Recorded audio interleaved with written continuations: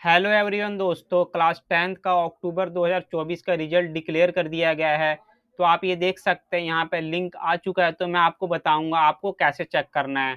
तो सिंपली आपको क्या करना है, चेक रिजल्ट पे यहाँ क्लिक करना है और यहाँ पे अपना इनरोलमेंट नंबर और कैप्चर कोड फिल करना है। फिर आपको यहाँ सबमिट पे क्लिक करना है। और मैं आपको एक और चीज़ इसमें बता देना चाहता हूँ, जिस भी स्टूडेंट के रिजल्ट में SYC SYCT या SYCP या 4x आया है, तो मैं सारी प्रॉब्लम आपको बताऊंगा और उसका सॉल्यूशन भी बताऊंगा कि आपको क्या करना है। ठीक है, तो इस वीडियो को आप पूरी देखना ताकि आपको अच्छे से समझ में आ पाए। तो पहले हम यहाँ देख लेते हैं आपको अपना रिजल्ट कार्ड कैसे डाउनलोड करना है। तो सिंपली मैं यहाँ क्या करता हूँ, इनरोलमेंट नंबर फिल कर लेता हूँ।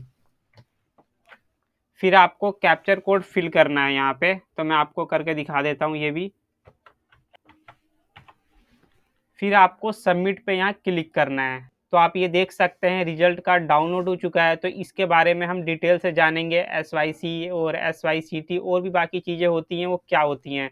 और आप ये देख सकते हैं क्लास 10th का रिजल्ट अक्टूबर 2024 का डाउनलोड हो चुका है। तो मैं इसमें आपको ये बताऊंगा P का मतलब क्या होता है, SYC का मतलब क्या होता है, और भी इसमें बहुत सारी चीज़ें दी गई हैं। जैसे आप ये देख सकते हैं SYCT हो गया, SYCP हो गया। तो मैं पहले आपको ये बता देता हूँ पी का मतलब क्या है। पी का मतलब ये है कि आप उस सब्जेक्ट में पास हैं। और SYC का मतलब ये है कि आपको थ्योरी और प्रैक्टिकल के एग्ज़ाम दोनों ही देना है। और कुछ सब्जेक्ट ऐसे होते हैं जिनका क्या है, प्रैक्टिकल नहीं होता है। तो उसमें आपको क्या करना है, सिर्फ थ्योरी का एग्ज़ाम देना है। जैसे आप ये इंग्लिश का सब्जेक्ट देख सकते हैं, इसमें क्या है कि सिर्फ थ्योरी का एग्ज़ाम होता है, प्रैक्टिकल का नहीं होता है।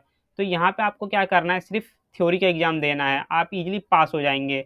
आप ऑन डिमांड में एग्ज़ाम दे सकते हैं या पब्लिक के जो एग्ज़ाम होते हैं उसमें आप एग्ज़ाम दे सकते हैं इजीली, और आप इजीली पास हो जाएंगे। और पी का मतलब तो मैंने आपको बता ही दिया था, इसका मतलब होता है पास। और एनसी का मतलब ये है कि क्या है कि जो एनआईएस है उनके पास कोई डाटा नहीं है कंप्यूटर में, इसीलिए आपका जो रिजल्ट है इनकम्प्लीट आया है। और एबी का मतलब ये होता है कि अब्सेंट है आप उस एग्ज़ाम में या किसी सब्जेक्ट में। ठीक है। और एसवाईसी का मतलब मैंने आपको बताया था, थ्योरी और प्रैक्टिकल का एग्ज़ाम इसमें आपको देना होता है। यदि आपका प्रैक्टिकल नहीं है तो आपको थ्योरी का एग्ज़ाम देना है। ठीक है। SYCT का मतलब ये है कि आपको थ्योरी का एग्ज़ाम दोबारा देना है, आप थ्योरी में फ़ेल हैं। और इसमें नेक्स्ट है SYCP। SYCP का मतलब ये है कि आपकी जो प्रैक्टिकल का एग्ज़ाम हुआ था उसमें आप फ़ेल हैं, आपको प्रैक्टिकल फ़ाइल दोबारा से बनानी पड़ेगी यहाँ पे और इसका एग्ज़ाम देना पड़ेगा। ठीक है। और भी इसमें आप देख सकते हैं टीएम में, यदि आपने टीएम में नहीं दिया है तो उसमें आपके मार्क्स नहीं शो होंगे, इसका मतलब ये होता है। और आईएमपीआर का मतलब ये होता है कि आप पास है, आपने इम्प्रूवमेंट का एग्ज़ाम दिया था। ठीक है। और इसमें बेसिकली जो इम्पोर्टेंट है, जैसे RW, इसका मतलब ये है कि रिजल्ट विद हेल्ड, आपका जो रिजल्ट है वो भी होल्ड किया गया है, यानी कुछ देर बाद आपका रिजल्ट डिक्लेयर कर दिया गया है। और जो मेन मेन चीज़ें हैं मैं आपको बता देता हूँ। जैसे किसी के रिजल्ट में यदि UFM लिखा हुआ आ रहा है, इसका मतलब ये है कि उसने एग्ज़ाम में चीटिंग की है, इसीलिए उसका UFM लिखा हुआ आ रहा है। और किसी भी स्टूडेंट के 4 बार क्रॉस लिखा हुआ आ रहा है, यानी 4 बार एक्स, इसका मतलब ये है, इसमें बहुत सारे रीज़न हो सकते हैं। जैसे उसने कोई 5 सब्जेक्ट ले रखा है, उसमें एक लैंग्वेज ऐड नहीं करवाया, तो भी आपका 4 टाइम एक्स लिखा हुआ आ जाता है। यदि किसी स्टूडेंट ने 1 सब्जेक्ट का एग्ज़ाम दिया है और उसमें पास है, तब भी एक्स लिखा हुआ आ जाता है, 4 टाइम एक्स लिखा हुआ आता है। तो बहुत सारे इसमें रीज़न हो सकते हैं। ठीक है। और किसी भी स्टूडेंट को डाउट होता है तो आप मेरे व्हाट्सएप पे कांटेक्ट करके पूछ सकते हैं। और किसी भी स्टूडेंट को दोबारा एग्ज़ाम देना है, दोबारा एडमिशन चाहिए जिस सब्जेक्ट में उनकी बैक आई है, तो भी आप हमें कांटेक्ट करके ऑन डिमांड में अपना एग्ज़ाम दे सकते हैं। और 45 दिनों के अंदर आप इजीली पास हो सकते हैं।